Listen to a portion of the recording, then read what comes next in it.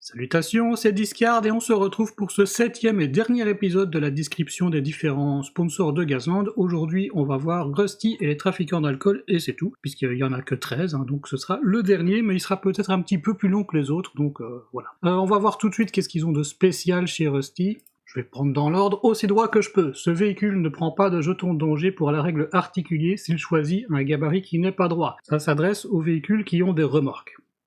Comme par exemple la forteresse mobile, mais dans le cas de Rusty, simplement une remorque, puisque Rusty peut équiper une remorque sur un de ses véhicules, même sur plusieurs je crois.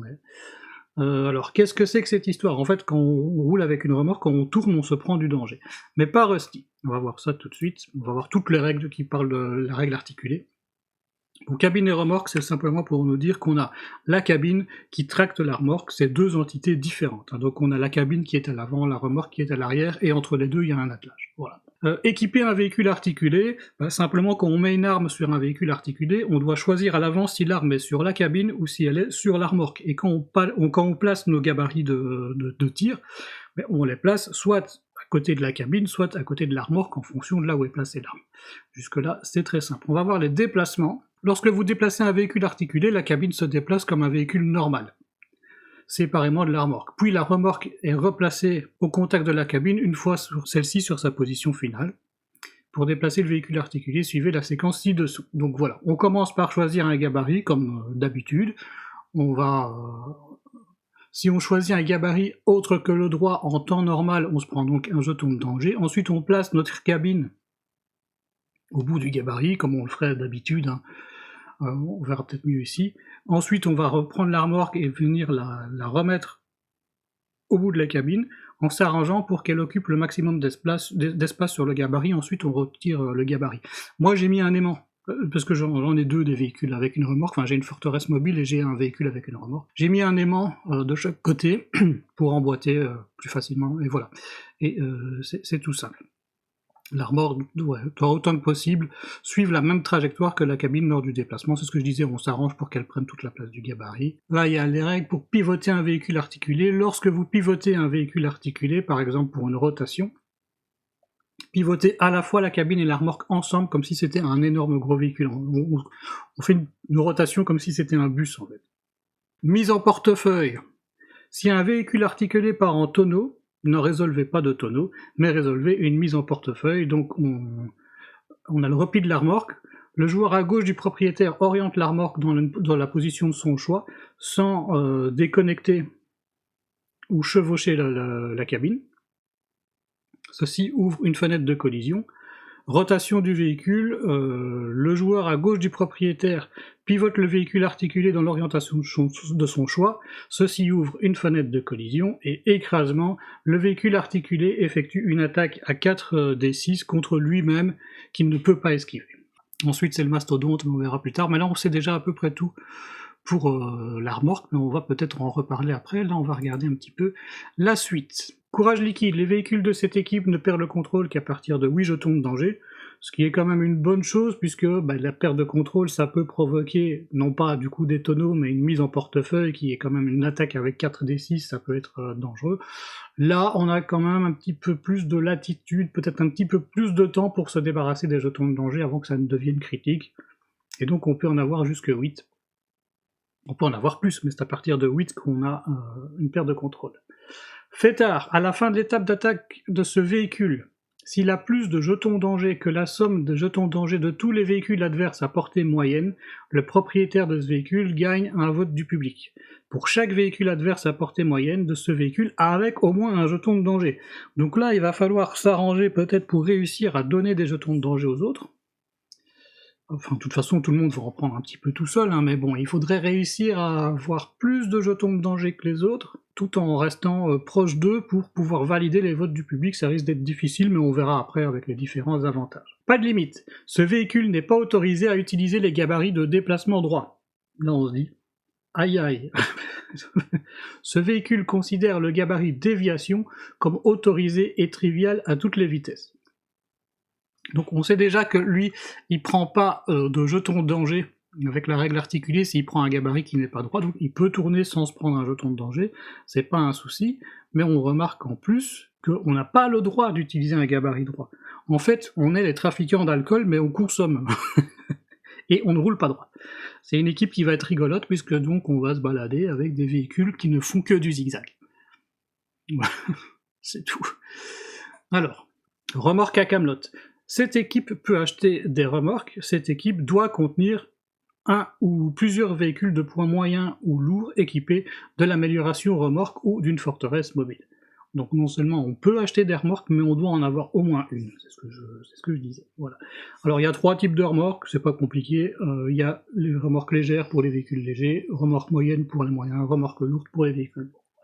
Transport de marchandises. Chaque véhicule de cette équipe qui possède l'amélioration remorque et chaque forteresse mobile de cette équipe peut avoir gratuitement une unique amélioration remorque de transport. Le truc c'est que là ils nous les donnent pas, donc on va retourner voir dans le manuel.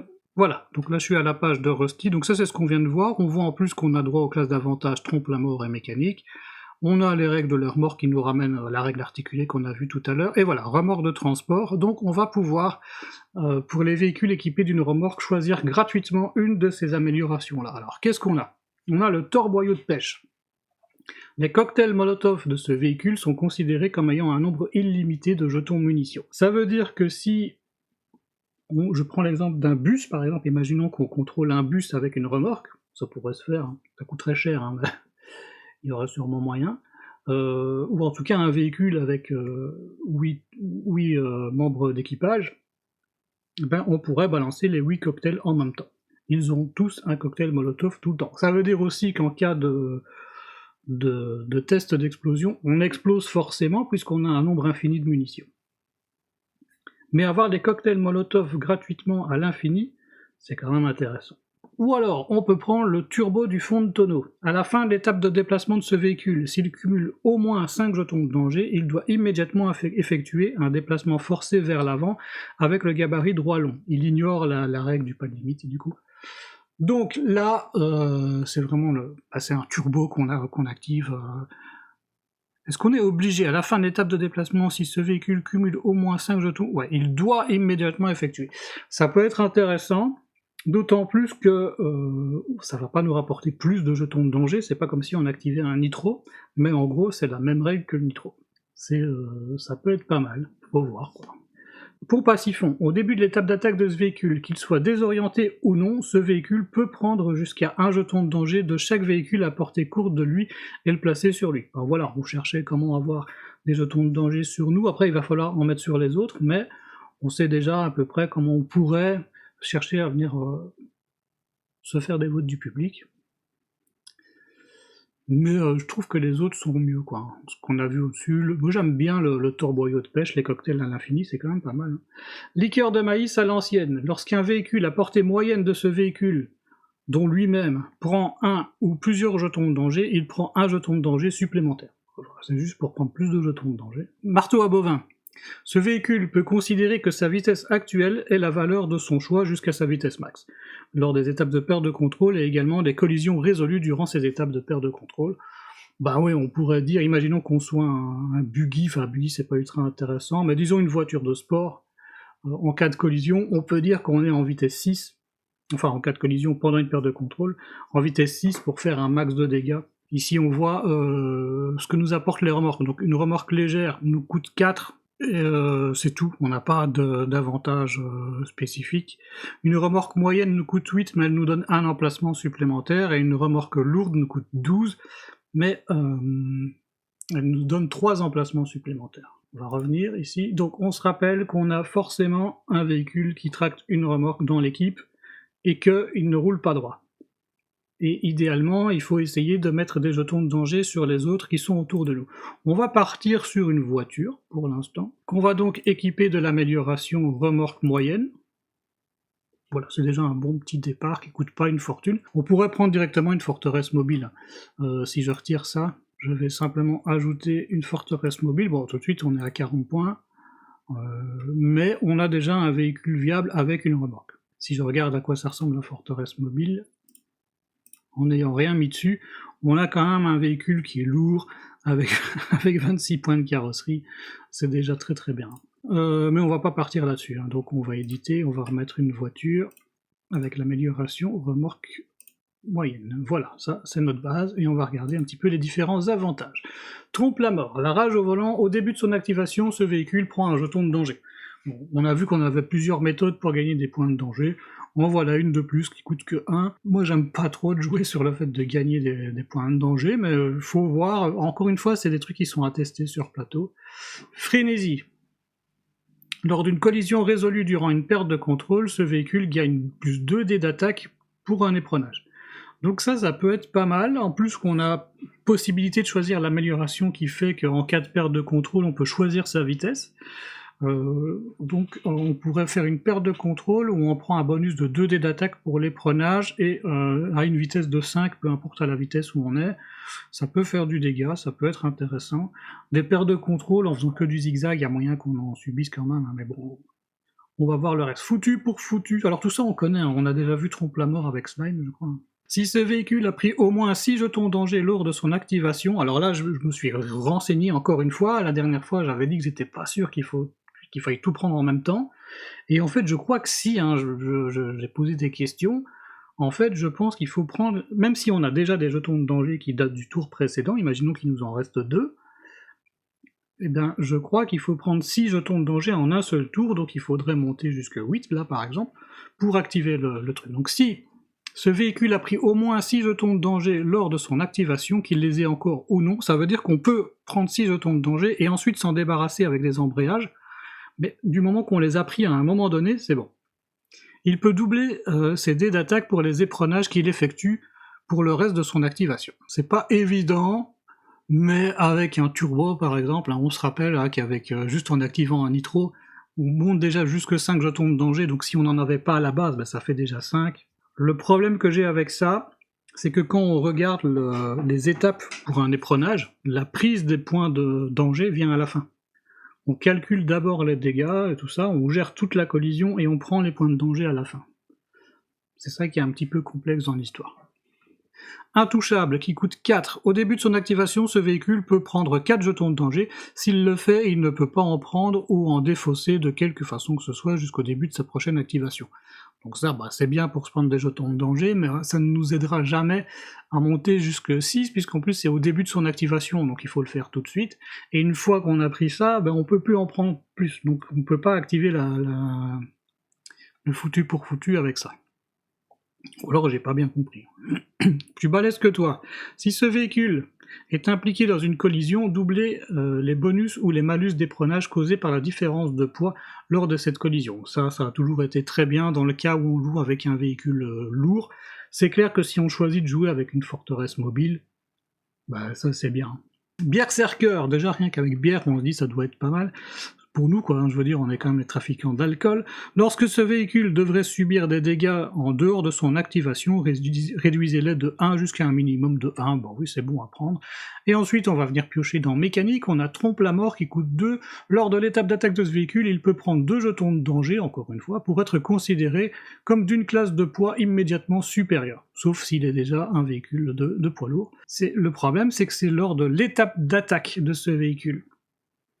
Donc, je crois que je l'avais dit hier, enfin dans la dernière vidéo, c'est que c'est un move plutôt dissuasif ou défensif, puisque l'étape d'attaque, comme elle vient après la phase de manœuvre, on ne peut pas augmenter notre poids pour faire un éperonnage. On peut juste augmenter notre poids pour faire en sorte que si on nous rentre dedans, à ce moment-là, ce sera problématique pour l'autre, mais bon, enfin voilà. Expert en tonneau.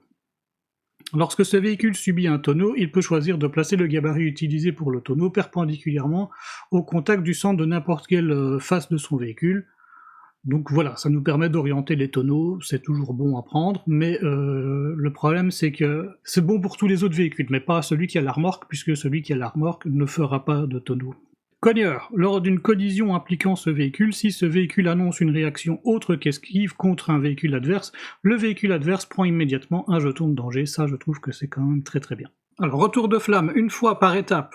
Lorsque ce véhicule perd au moins un point de carrosserie, effectuez une attaque avec un D6 contre chaque autre véhicule, même ami à portée moyenne, à la fin de cette étape. Alors, ça dit une fois par étape, ça dit pas que ce sont les étapes pendant notre tour, donc ça peut s'activer pendant l'étape de manœuvre et pendant l'étape d'attaque des adversaires. Donc si on nous fonce dedans, ben, retour de flamme. Si on nous tire dessus, retour de flamme, c'est pas la même étape, donc je pense que ça marche. Concasseur, ce véhicule, ça coûte 7. Ce véhicule gagne la règle spéciale franchissement. Pour nous, c'est pas ultra intéressant.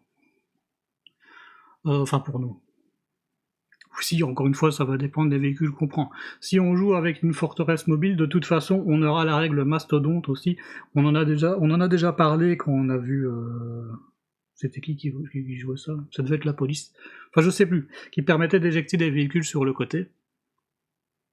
Je trouve que c'est mieux que le concasseur. Et le même pas mal lors de l'étape d'attaque d'un véhicule adverse, après qu'un attaquant ait lancé ses dés d'attaque contre ce véhicule, si après résolution de l'attaque, il reste au maximum 2 touches non annulées, annuler les touches, ça c'est vraiment très bien, je l'avais dit dans la dernière vidéo, ne serait-ce que pour toutes les petites attaques qui font pas plus de 2 dégâts, ben on annule tout. Hein. Tout ce qui est revolver, on oublie, ça ne sert plus à rien.